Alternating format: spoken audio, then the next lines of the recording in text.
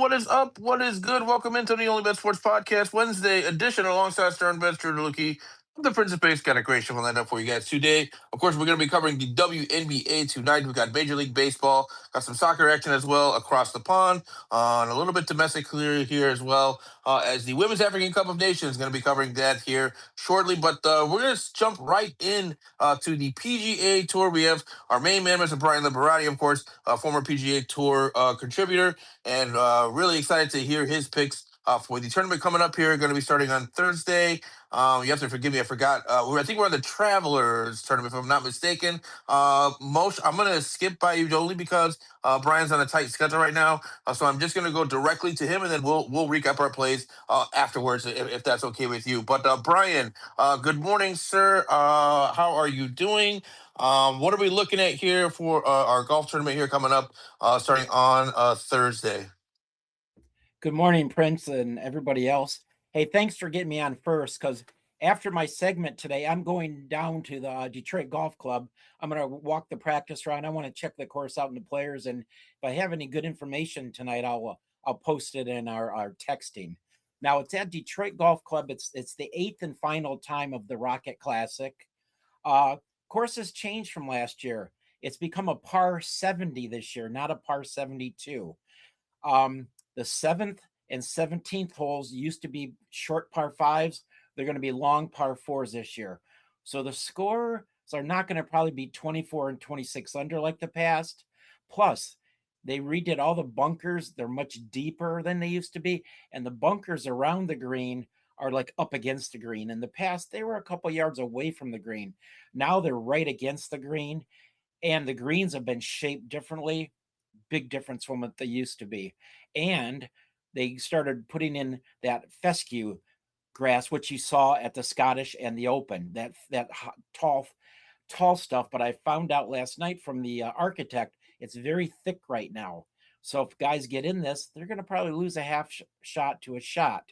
The greens are larger also, more undulating than they used to be. And they added length to it. I think 6 of the par 4s. And it should be a little different and a little harder this year. So if you want, I'll get right into my picks. For winners, and also I should just quickly say last week my winners were 3rd and 9th. So not bad, but not great.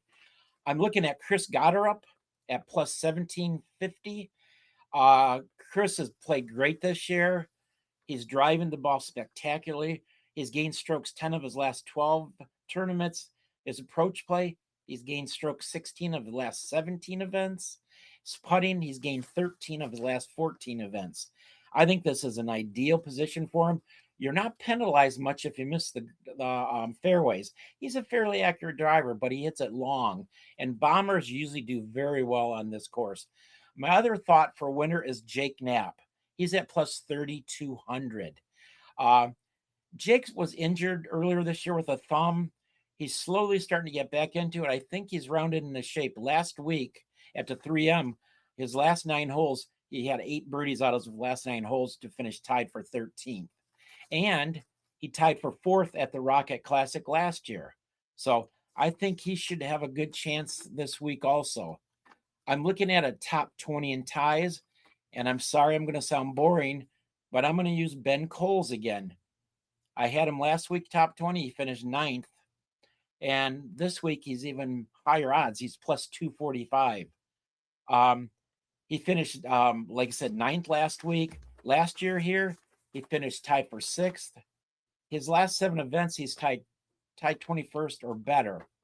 And his last 4 events, he's tied 19th or better. So I really feel like he's on a roll right now. Plus, he's trying to get into the FedEx Cup, so he definitely needs as many points as he can get.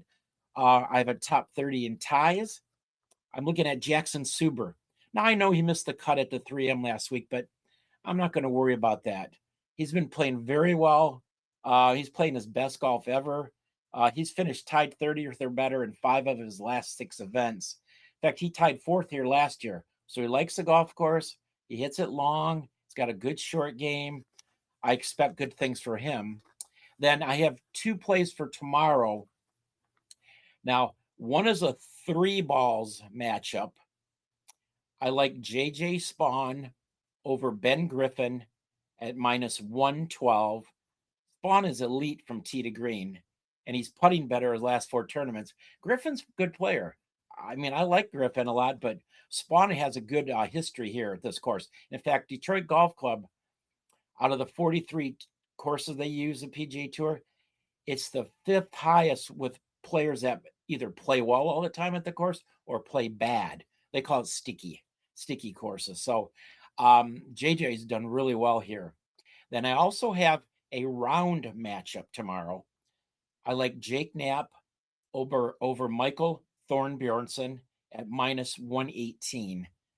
I told you about Jake. Now, I like Michael. He's a good player. He shot. I mean, he finished tied 6th, I think, 2 years ago. So he's played well at this course. But I just have a good feeling about Jake. He's putting better. He changed to a new putter last week. Putted much better. I forgot. JJ Spawn and Ben Griffin, they're teeing off at 12:54 p.m. tomorrow, and Knapp and is teeing off at 12:21 p.m. both Eastern Standard Times, and those are my plays. Fantastic stuff, as always. And just a reminder to our listeners, we're looking at the Rocket Classic on the PGA Tour over at the Detroit Golf Club, of course, in Detroit, Michigan. Of course, it's going to be teeing off here Thursday all the way through Sunday. Moshe, let me bring in Moshe because I'm sure he has some thoughts and opinions on this, and maybe he has some questions for you as well, Brian. Moshe, good morning, sir. Floor is yours, bro. How you doing, and what are your thoughts on the Rocket Classic here coming up? Yeah, good morning. Thank you, Brian, again for being on with us on a Wednesday. Also, just a little side note, my grandfather actually had membership to that club, I believe, many, many years ago. That's But awesome. It's yeah, a beautiful I love your facility. picks.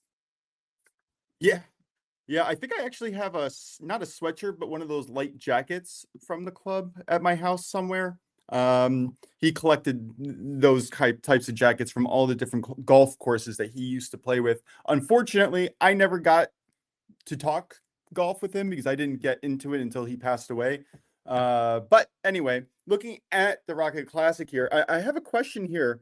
Why is nobody on Wyndham Clark? I mean, hasn't this man been on fire? Isn't this a long course that usually bombers tend to do well on? I'm just confused. Like, I get that he is in the top 8 of the betting odds, but doesn't feel like anyone's talking about him at all. No, great question.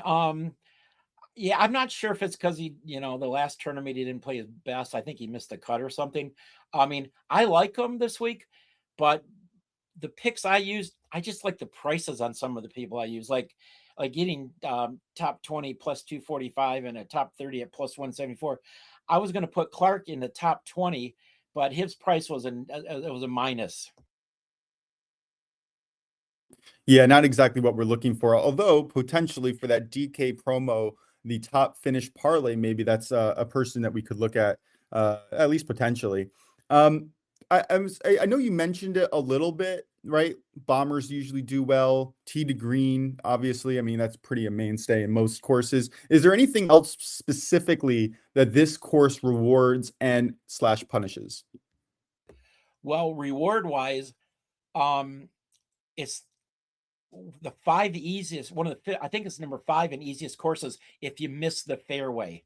It's like less than a third of a stroke penalty. So it's not a penalizing course if you miss the fairway, although this fescue might help. And also, too, they put in some drains that are like 6-7 feet deep. That might add the scores a little bit more. The greens should putt beautifully, though. They're new greens, but I heard some players talk yesterday. They said they're putting beautifully and they're holding really well because normally new greens take a couple years to settle in, but they said they had no problem spinning the ball on the greens. That's good to hear. All right, let me ask you about 2 more golfers that I kind of have my eye on for this weekend.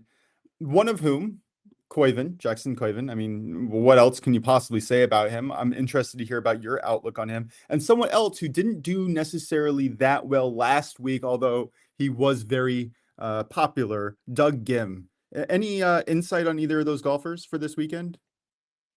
Yeah, Moshe Koivin. I mean, 2 years ago when I first saw him on tour playing as an amateur, I said, this guy's going to be a stud. I knew he was going to be better in Ludwig and Clanton and all these other guys. He's just got the mental capacity, and he's a great putter. You don't see many 21-year-olds that putt well. Every tournament he's played on the PGA Tour, I think he's played 13 or 14 now, he's gained strokes putting. So he's got an elite short game, and 21-year-olds normally struggle with that. Doug Yim, my only concern with him is putting. Tee to green, he's really good. Tee to green is really good. But if you look at his stats, he just struggles with putting at times. I mean, I wouldn't be surprised if he does well this week.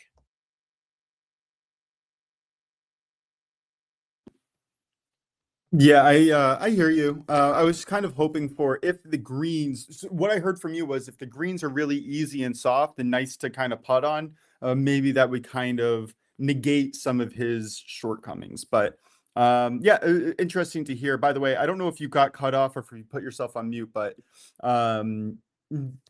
you're not speaking at the moment if you were. No, I put myself on mute. Okay, I wasn't sure.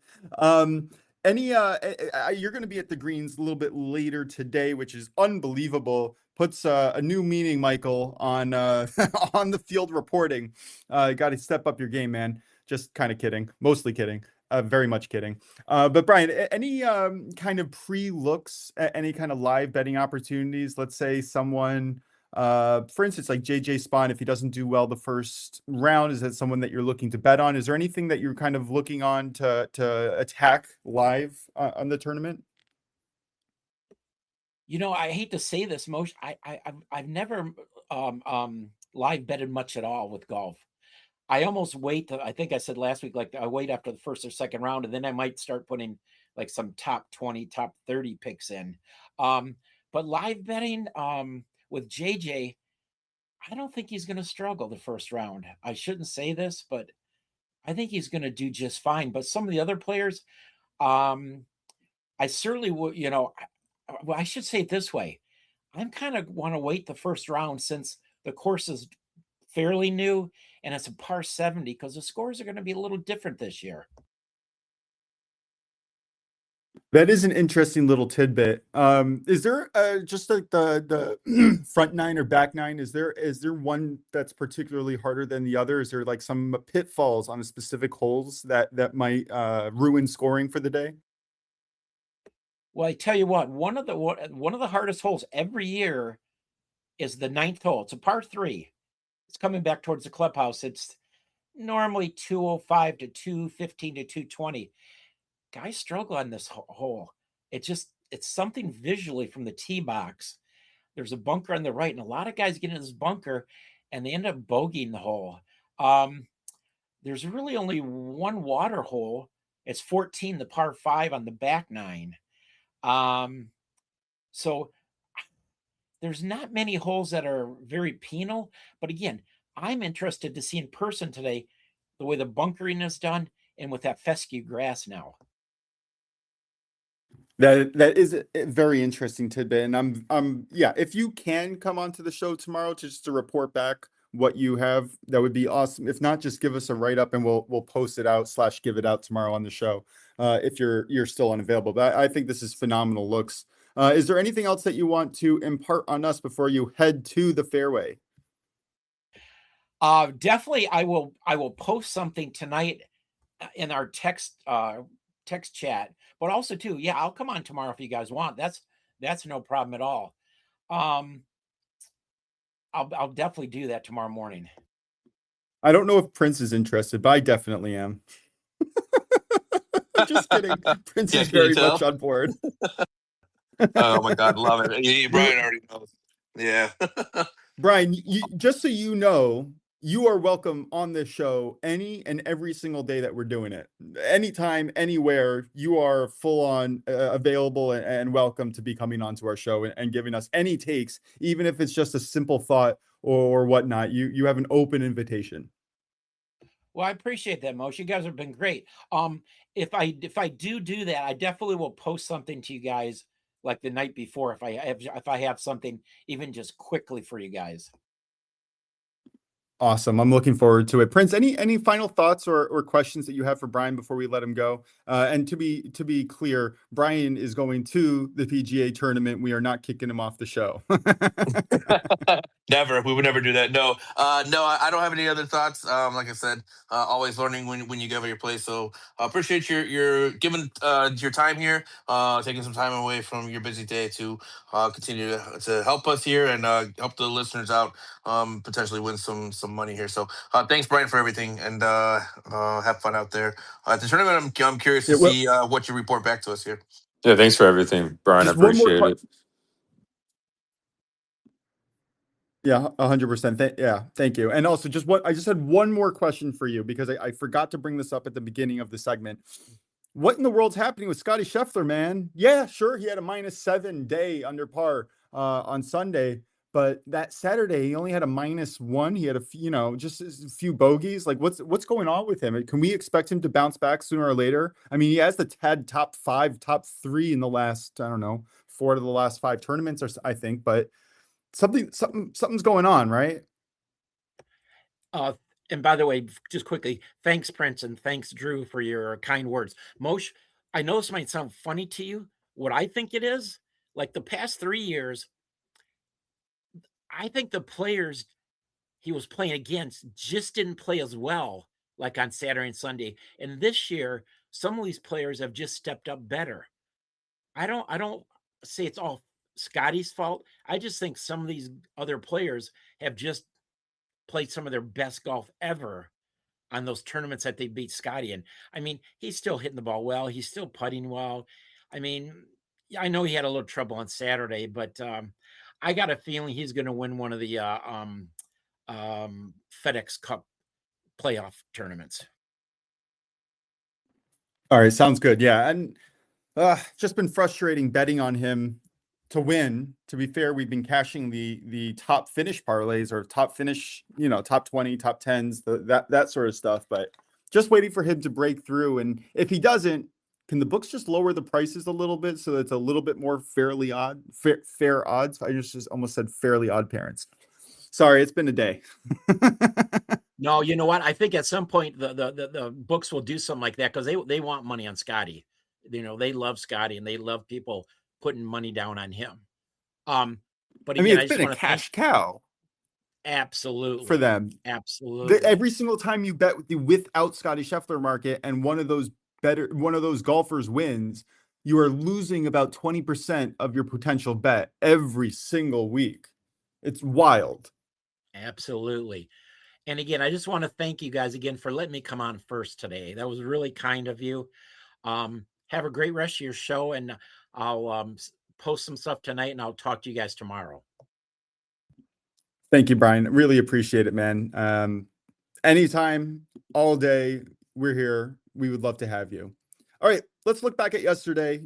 Drew, how did you do yesterday? I feel like you had a good day. Yeah, definitely Sandy over 7.5 outs, easily hit, pitched 7 innings. I think he gave up like no runs too as well. So very efficient, very sweat free in that case. Yeah, the Marlins won 1-0. My goodness, what is happening in Philadelphia? Stay tuned. The game is starting in less than an hour. Prince, how did you do yesterday? Yesterday was one of the days I'd rather not talk about. Yeah, I had a rough day overall. We went total of 1-4 actually, guys, on the picks. So look, I'm fully transparent when we win, and I'll be the same when we lose. So we did hit on the aces -10.5. They ended up winning that one comfortably. And the W, we had the Liberty -4.5. We got hooked on that one. They won by 4, so unfortunately we lost that one. We had Hearts to win on the money line in the Champions League qualifying. I thought they would have put up a performance at home. They did not. They lost again. We also lost on our Faroe Islands play. We had 2 teams going for over 3. 2 teams that were averaging 3 goals per game scored in their game. The match ended 1-0. So sometimes things happen that are out of your control. The most shocking result of all was in the African Women's Cup of Nations. We had Nigeria ranked in the 30s, taking on Malawi, who was, I think they're ranked 130 something. Their first ever WAFCON tournament, Women's African Cup of Nations.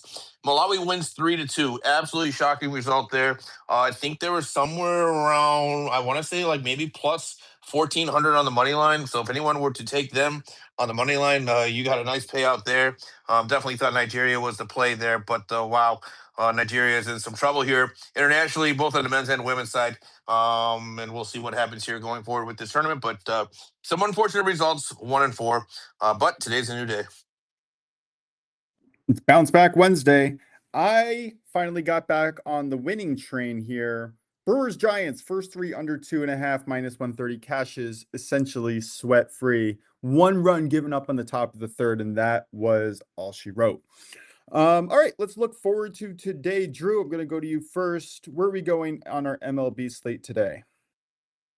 Yeah, for sure. And I'll let you know, I will have college football future advice later on. So, but where we're going today is this is probably my overall, of course, favorite play, my only play for baseball. But we're gonna go with the Orioles here. I'm a big fan of Trevor Rogers. Trevor Rogers over 17.5 outs at -137 against the Tigers. Trevor Rogers has completely changed the season around. I know he got injured and then he came back and he's been absolutely really good. He brought his ERA down significantly. If you look back on May 29th, to be exact, he had a 6.84 ERA. And now, technically, a little less than 2 months later, basically exactly 2 months later, he has a 4.17 ERA. He's covered this line, I believe, if I look at it, 6 of his last 7 games. He's covered this since his injury, like nearly every time. I think the lowest mark he's had was a 5 inning mark and multiple 5.2s. But his last start against the A's, 7 innings pitch.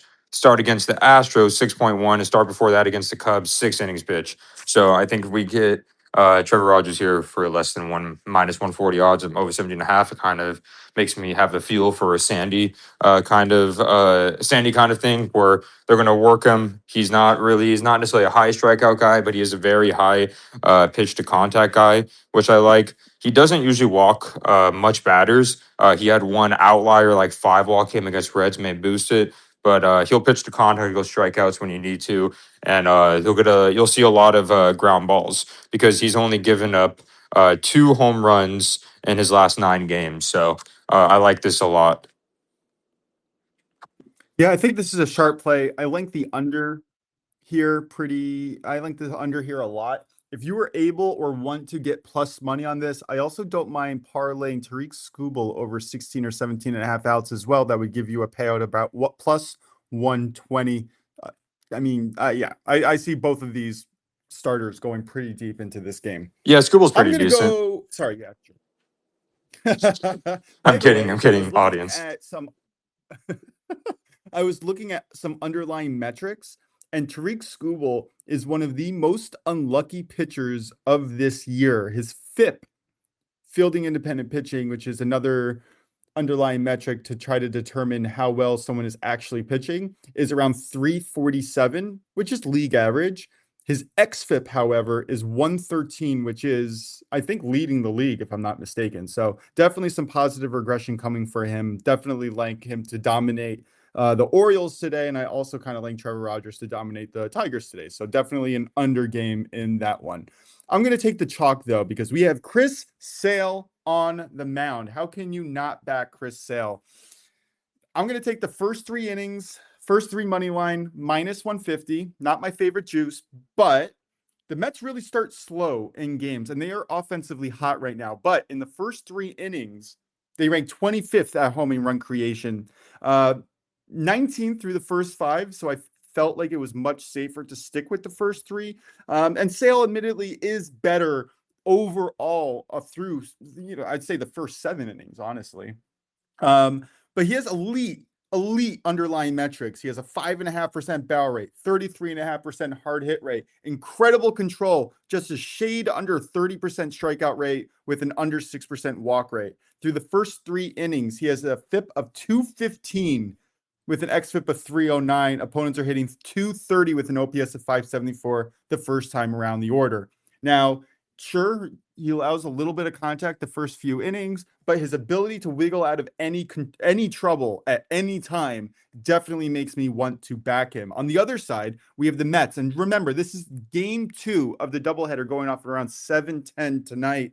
Christian Scott, who is having an unbelievable story year for the Mets, struggles more at home. He has a 3.60 ERA at home. And when you're looking at his underlying metrics, he has a 4.72 FIP to a 4.18 xFIP. Through the first 3 innings, batters are hitting 243 with an OPS of 807 against him the first time around the order. There's just not enough money to justify being able to lay off the Braves in the first 3 innings.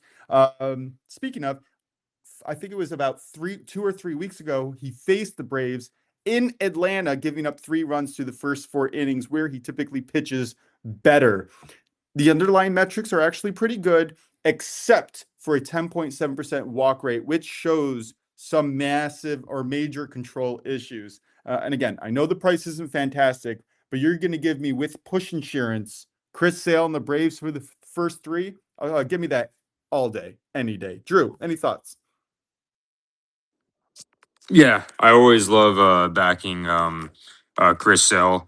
He's been absolutely lights out. He's honestly, it's funny because he had started off hot, did struggle a little bit, and then he's been absolutely lights out. There's something about him is he's like sneakily putting himself kind of in like the Cy Young race.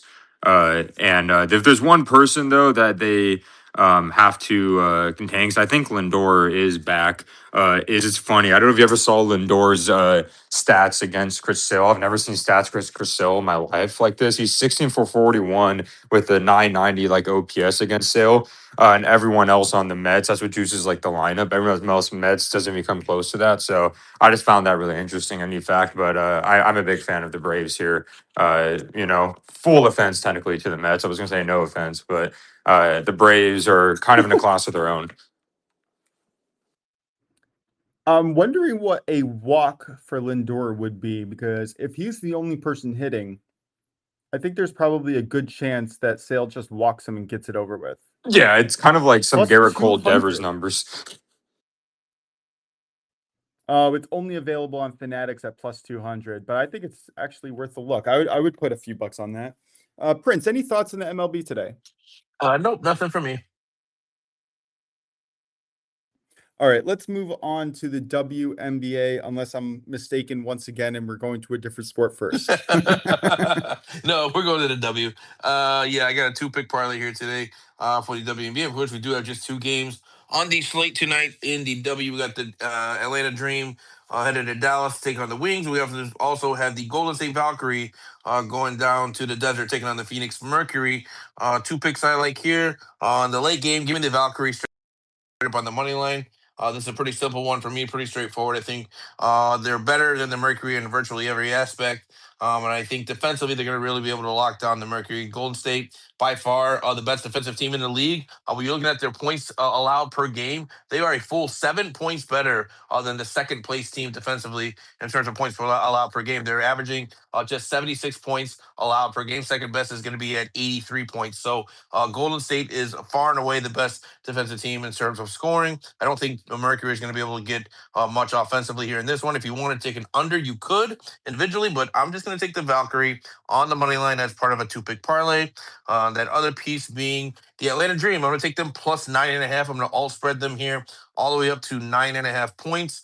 I think this game is decided by less than double digits either way. The line is currently sitting at a pick 'em right now. Some books have you can get minus 1.5 on both sides, depending on the book that you're using. So the books really don't know which way to go with this one. So I'll stay away from a side necessarily. I just think that it's going to be close no matter what. So give me the Dream plus 9.5 to keep this game within double digits, and that parlay comes in at minus 114.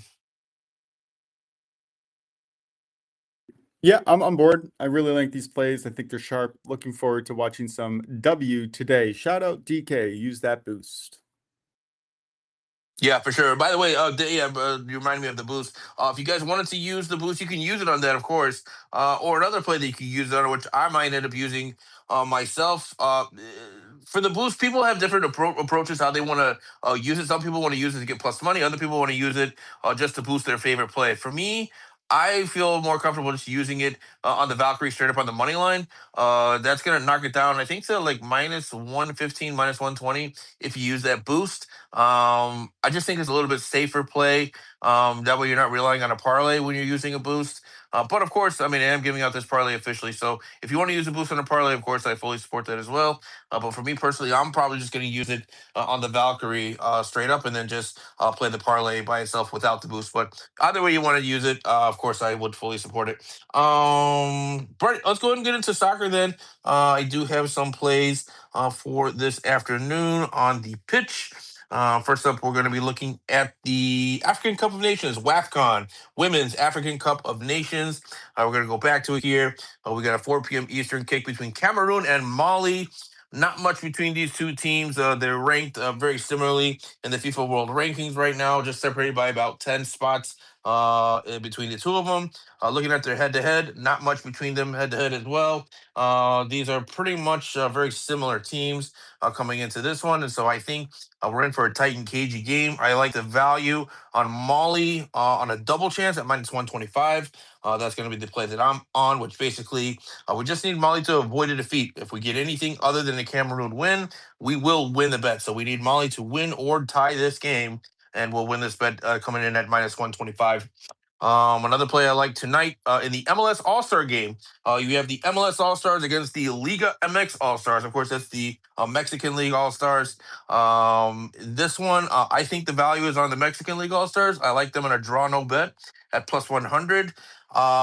I think the Mexican League All-Stars are going to take it a little more seriously. One, just because the majority of the players that play in the Mexican League are of Mexican descent. So you have a little bit more national pride, I would say, on the Liga MX All-Stars than you do on the MLS All-Star, which is going to be filled with a lot of European talent guys, of course, like, that the Heung-min Son. I don't know if Lewandowski is going to play, probably not, but other European talent is going to be on the team. But those guys are not going to be quite as invested, in my opinion, especially coming off of the World Cup. Now you got to play a game that doesn't matter. I question their effort level more so than I do the Liga MX All Stars again, with maybe some Mexican pride, national pride, playing a part in this one as well. Plus, I think that they might just be the better team, honestly. So getting them at plus money on a draw no bet is something I couldn't pass up.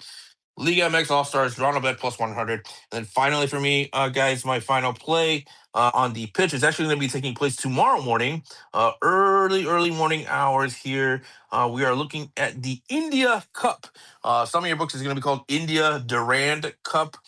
Very early kickoff here, 6:03 a.m. Eastern. We've got the Indian Navy. It's going to be taking on FC Rangadai. Not sure if I pronounced that correctly, but in any case here, this Rangadai team comes in. They're in the third division of Indian soccer, which not very good, but the Indian Navy is not even registered in a league. They only play cup matches, so they don't play very often. I believe it actually is the real Indian Navy team. Like everyone is registered in the Indian Navy that plays on this team, so you got that going for them. This is a tough one to call, but I'm going to side with the Rangadai team draw on a double chance at minus 120. Looking at the head-to-head Indian Navy, they haven't won very many games recently of their cup matches. I believe they are winless in 8 of their last 10, so not in very good form here. And I think against a team that plays more regularly, getting them on a double chance at a playable price is something that I'll be playing. So give me FC Rangdai, double chance minus 120, taking on the Indian Navy in the Indian Cup. Yeah, just a shout out to those Army, Navy kind of teams. For the record, at least from my experience, limited, but in the Army that I was in, the people who played those sports, that was their job in the Army. It wasn't like that they had another job. They were in combat and then they also get to play in the game. From my recollection, I'm sure it's different in different countries, but they tend to be solely focused on the sport for their military service, if I'm not mistaken. Prince, do you know any different? I don't, to be honest with you. I just assumed that they were enlisted in the Navy and that they happen to play Oh, they soccer as are. well They are enlisted. and made a team. Yeah, That was yeah. my assumption. Yeah. So from when I was in, they recruit people who are already coming to the Army who are not professional, but semi-professional, played a little bit of college, that type of people who they like kind of bring in to create an experience. And from my understanding, it is a diplomatic effort primarily when they go and play other nations and teams. So their job is very specific to that. And honestly, very jealous of the people who used to play baseball. Really would have enjoyed playing baseball for the Army, but no dice. Didn't get in, didn't want to sign in extra time. Drew, any thoughts on the soccer slate today?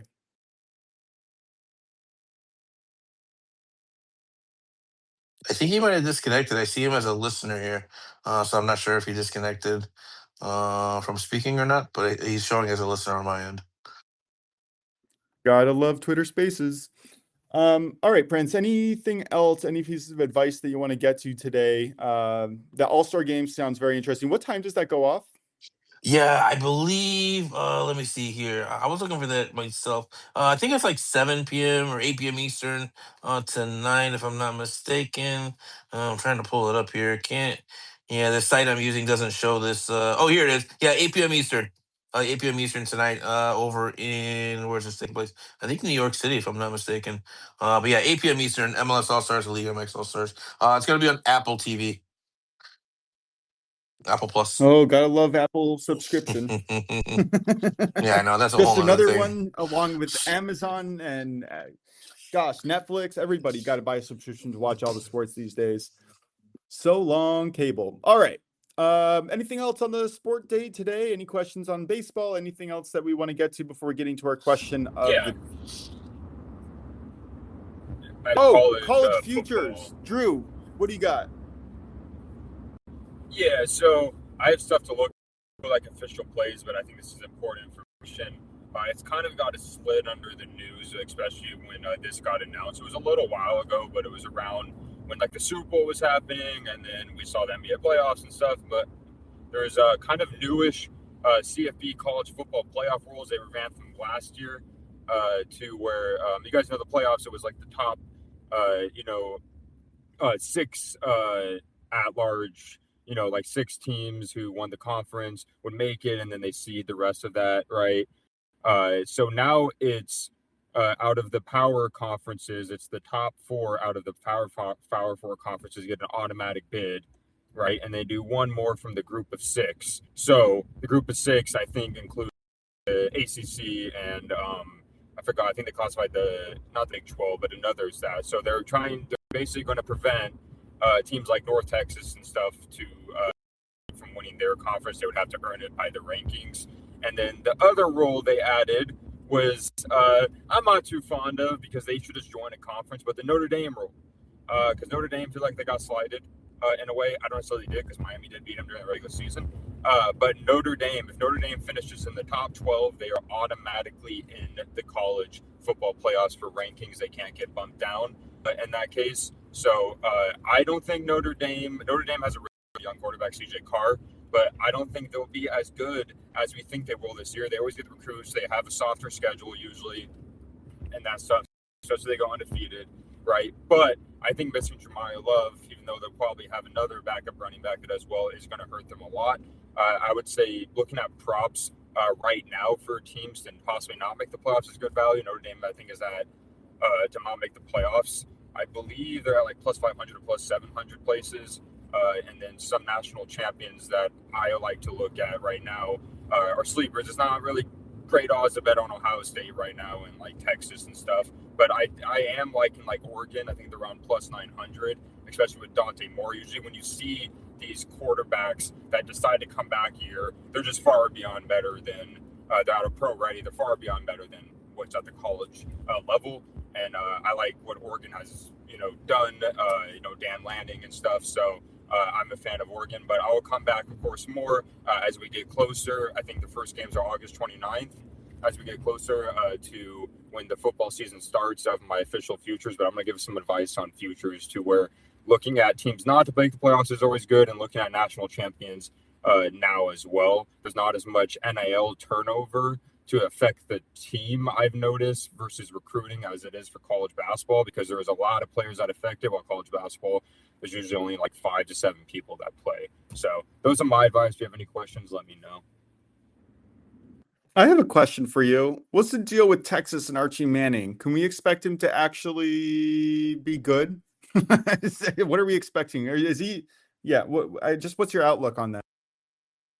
Yeah, I love that, and also Vegas respect him so much. One of the reasons why I didn't recommend to touch Texas is because they're at not favorable odds, and and I actually agree with it. I don't think they're being overjuiced. I think they're a very good team. Arch Manning showed a lot of flashes of what he can be. I don't think I know a lot of people will say like Arch Manning is one of those flash in a pan, like he's only because his name. No, this dude has all the talent in the world. He just needs to translate it. He also has some of the best coaches to coach him. Tom Brady's helping him. Peyton Manning. He has his uncle. He has another uncle, and Eli Manning. By the way, Arch Manning is Cooper's son, which is the brother who, if he didn't get hurt, could be really well. I was very impressed when he played against Texas A&M and played against the other teams. He started off slow, but this guy, he can run. He obviously didn't get the running genes from his, uncle has definitely got it from his dad, and he can throw. He can make any throw. He's just whether or not Sarkisian unleashes him like the end of the season, but this is not any kind of bust or someone we overhyping. He's very talented, and I expect that defense to be just as good and the weapons around them. It's just all up to basically if Arch can play at the level he did at the end of the year. And then I think one of the main reasons why they didn't make the playoffs was because they lost to Florida. You can't lose to Florida, who was terrible last year. I know it's crazy to say that Florida's not a good team, as we're used to seeing a good team, but this is the team that can make a national championship run. Well, Florida did have flashes of greatness. They just didn't finish. Oh, yeah, their defense was amazing. Their offense just couldn't move. Yeah, I don't necessarily blame them as much as maybe some other people for losing to Florida, because Florida was one of the front runners last year, and that is when they lost to them. It was only down the line where they really kind of fell apart, right? Yeah, it was down the line. It was just one of those things. If you want to make the playoffs, you couldn't. I think that was the thing that was sticking out of the resume compared to the other teams. I think if they didn't lose in the playoffs, lose to Florida, they would only have like 2 losses. It's so tight in the playoffs, and I like this playoff format. I don't think we should send it 16 teams to go to more. It was just there wasn't other teams you could technically put them over. And I know Sarkisian was preaching about all coaches have to preach it, but I think if they didn't lose to Florida and that's where the committee stuck out, they would have probably made the playoffs. They could have made it over A&M personally, because even though A&M only got 1 loss, they suffered from them. That could have happened. So. Yeah, that whole situation is interesting. Texas A&M is Texas Tech is an interesting conversation as well. But let's get to it in the next segment, maybe a little bit down the line when we have some plays to go around with it. For now, do we have a question of the day? I do see Brad Betts coming in. Feel free to come in and give us a question of the day if you have it. Otherwise, Prince, what do you got? Yeah, I have a question of the day, actually. Kind of an interesting one, sports related. I'm curious to see how you guys feel about this. But all right, so when comparing goats, right? You're talking about like the greatest players of all time. Um, do you do you count how many championships they won as a reference point to who's better? So to say that if you've won a championship or you haven't won a championship, does that make a difference to you in terms of how you rank specific players? Who? I'd say This is a great yes. question, by the way. Yeah, Drew, what do you got? What's your answer? Yeah, I love this question because I'm always a believer that I don't think people in general should be punished for making it to the championship and losing the championship. I think the idea of a record of a championship is like ridiculous, because you're saying that it's better off they didn't make it and then they lost in like the round before. That just doesn't make sense to me at all. I look at championships, and also depends on the sport and in that instance, because baseball is probably one of the most ultimate team sports, where one single person probably can't change a game unless it's a starting pitcher that won't pitch later. Because if you're a batter, you bat every 3 times, and they can take the bat out of your hand by walking you. And there's a time where you can only have 1 chance to bat. So it's hard to judge rings off that, and we noticed that in the all-time great conversations with that. But when it comes to basketball, you can control yourself more, but you need teammates, of course. And then football, it's easier to judge with like quarterbacks. So when I compare all-time greats, I look at situations and like how they performed, up to the championship and stuff like that, right? course, we see Tom Brady has like 7 rings and stuff, and Joe Montana has, 4 rings and he's 4-0 at the end of the day. I'm a big Joe Montana fan, but I can't punish Brady for making it to the Super Bowl, 3 times where he lost, because is it better that he didn't make it and he was 7-0? So those are always my takes on those kind of debates with those championships. That's a really good question. Yeah, it was something I was thinking of last night. So the way I look at it is, I think you win championships and you lose championships as a team, right? I think it's a team championship. It's not an individual championship. So just because a certain player just happened to be part of a team that didn't win championship, I don't think they should be penalized for that. I think that's to your point, Joe. I think you're on the same lines with me on that. I look at Charles Barkley as an example, right? One of the greatest NBA players of all time, didn't win a ring, but I wouldn't rate him below maybe somebody that does have a ring just because they have a ring, right? I look at skill set more so than I do at how many championship rings you won. I look at what was your impact on the game overall, regardless of the sport, whether it's basketball, whether it's football, whether it's baseball, even whether it's soccer, right? What kind of impact did you have on both ends of the field or the court? What kind of impact did you have on your teammates? And those things to me are more important than how many championships you've won. Like, everyone says Tom Brady is the greatest quarterback of all time just because of the amount of trophies he's won, right? Was it 7 Super Bowls, if I'm not mistaken? But to me, I think there's still debate in that because, again, I think those are won by teams, and some fortunate things happen for him to win some of those championships. But I think there's other quarterbacks out there that maybe haven't won as many, who absolutely have better skill sets and have better traits than does Tom Brady. And so I use that just as an example.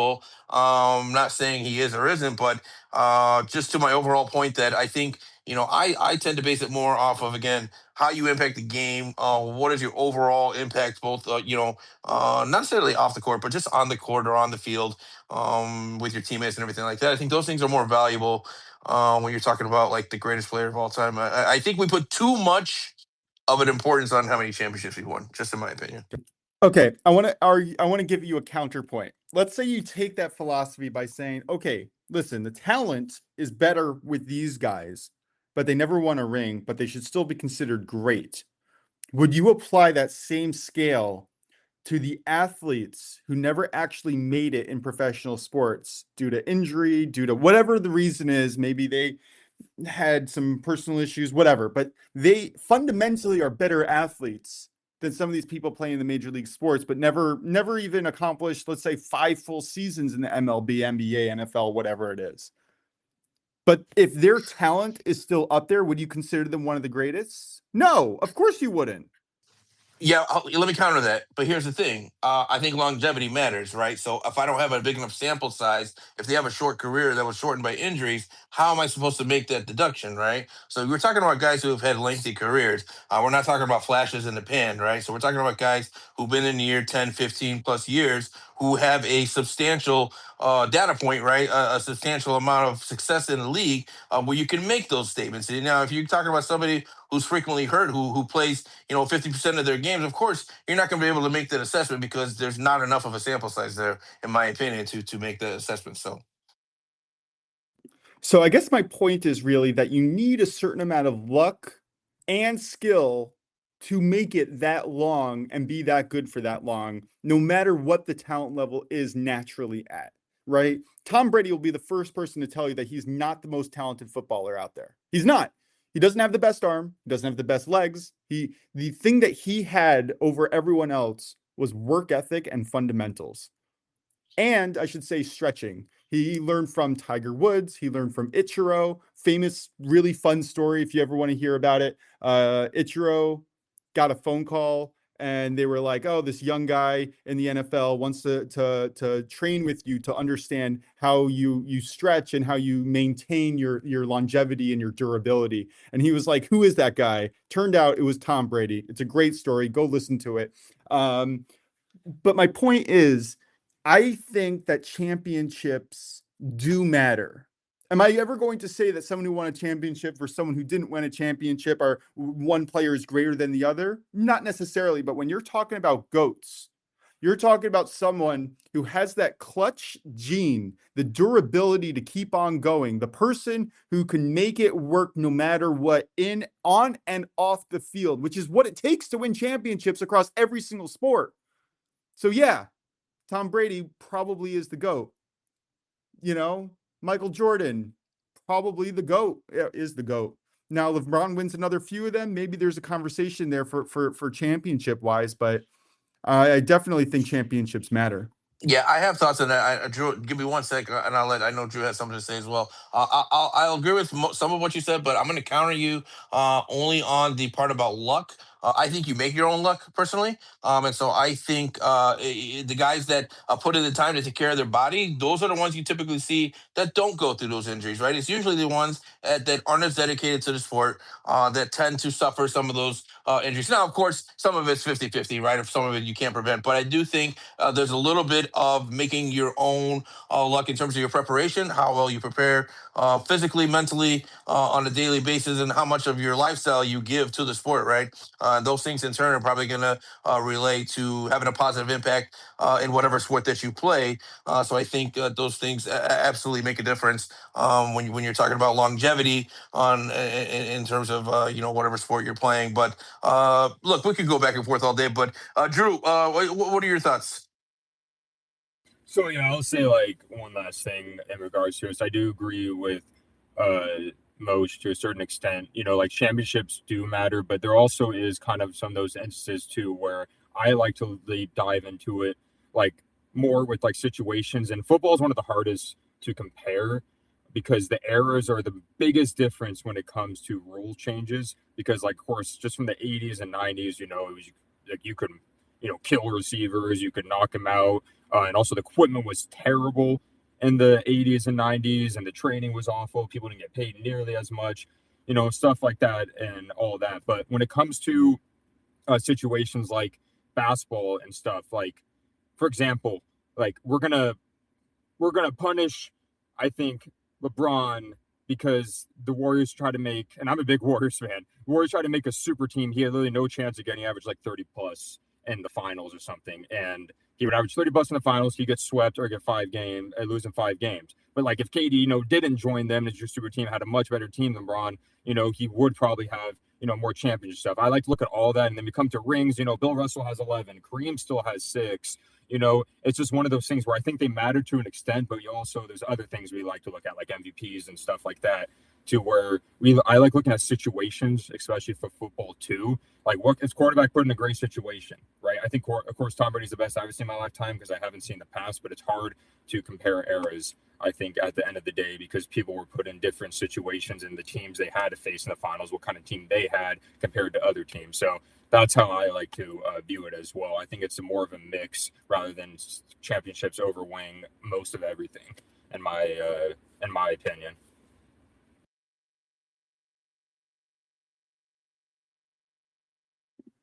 Yeah, I think this is a very fascinating conversation. A lot of fun, but we are coming up on the hour of the show. Prince, any last thoughts before we recap our best bets and get on out of here? No, but that was a fun question. That was a good, nice, good little sports debate there. A little first take action for you guys at the end of the podcast here. Yeah, get us fired up before going back to work. Well done, Drew. Well done, Prince. That's the plan. I love it. All right, Drew, what's your best bet for the day?